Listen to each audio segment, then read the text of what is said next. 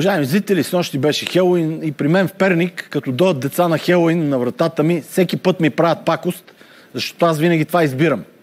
Избирам пакост не защото нямам лакомства да им дам, а защото пернишките деца на Хелоуин питат пакост или да те пребием. Явно младите се забавляват на този празник, но при по-възрастните не е точно така. Затова сега, за да поговорим за Хелоуин, съм поканил един човек от старата школа, който винаги е с артистичен костюм, защото е супергерой. Представям ви Капитан България. Николай! Ники!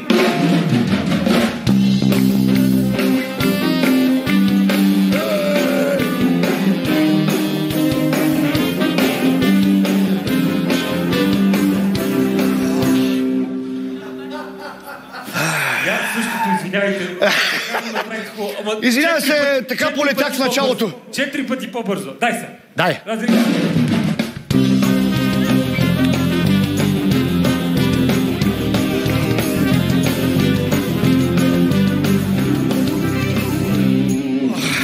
Капитан България.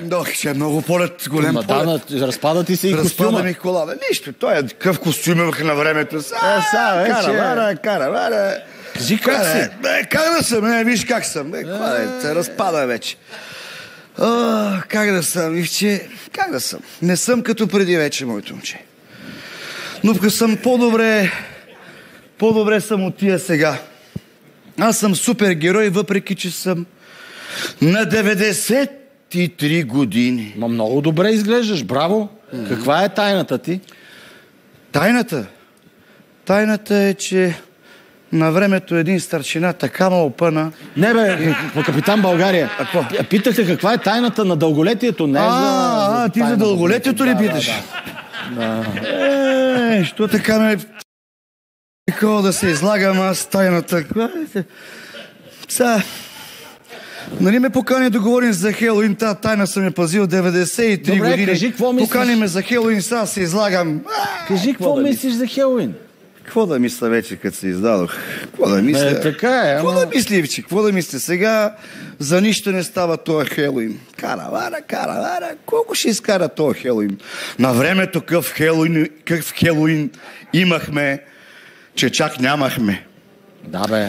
Ама сега по-добре си беше. Интересното, между другото, е, че изборите в България винаги се падат около Хелоуин, когато мъртвите души възкръсват и отиват да гласуват. Така е. Това е истината. Едно време какви избори имаше? 95% активност. Ти на какво се маскира за Хелоуин? Ще разкажа, моето момче. Снощи ме срещна жената Котка. Да? Това беше на времето. И ме пита, вика, защо си гол? Викам, защото е Хелоуин. Тя вика, на какво си се маскирал? Викам, на нергеле. На ти да си дръпнеш. Какво да кажа сега? Гол съм. Какво да... Ма това звучи като много лесен костюм. Не е толкова лесен. Има и по-лесни костюми. Най-лесно им е, като говоря за костюми, най-лесно им е на инфлуенсърите. Що? За Хелоуин просто трият грима и са си готови. Така е. Ама ти с кого беше снощи? Бях с супергероя Черната пантера. Черната пантера, който е афроамериканец. Нали? Да. Черната пантера. На времето какви афроамериканци имаш. Значи а сега само цигани. На времето си имаше афроамериканци. Черната пантера, афроамериканец, искаше да се маскира на жена. И отидохме до мола да си купи чуропогашник. Добре. И продавачката го попита, черен или прозрачен искате? А той вика, все едно.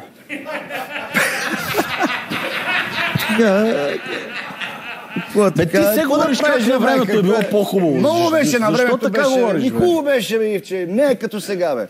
Сега и народа, и политиците са глупави и некадърни, бе. На времето всъщност, на времето беше така. Но личният живот ми беше по-добре тогава. А сега каравара. Колко да караме? На времето бях плейбой, правил съм, между другото да кажа на всички, бях голем плейбой, правил съм тройка с фантастичната четворка. Браво!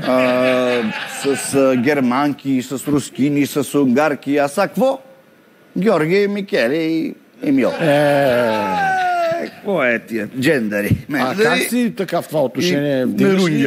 Вдигаш ли още дирижабъла? Един дирижабъл севче. На времето къв цепелин имаха. Носех дамаджана вино, 5 кила, си слагах си нашак вършаех така, куся. Положението с ерекцията ми е горе-долу, за да не казвам само долу, нали, вече ми е по-долу. Затова ходих да си купя Виагра. И за да мога да ощастливя жената чудо. И си взимам Виагра и аптекарят обаче вика, съжалявам, ама нямаме Виагра от 50 мг, ще ти дам от 100 и ще я цепиш на 2. Викам, жената чудо ли?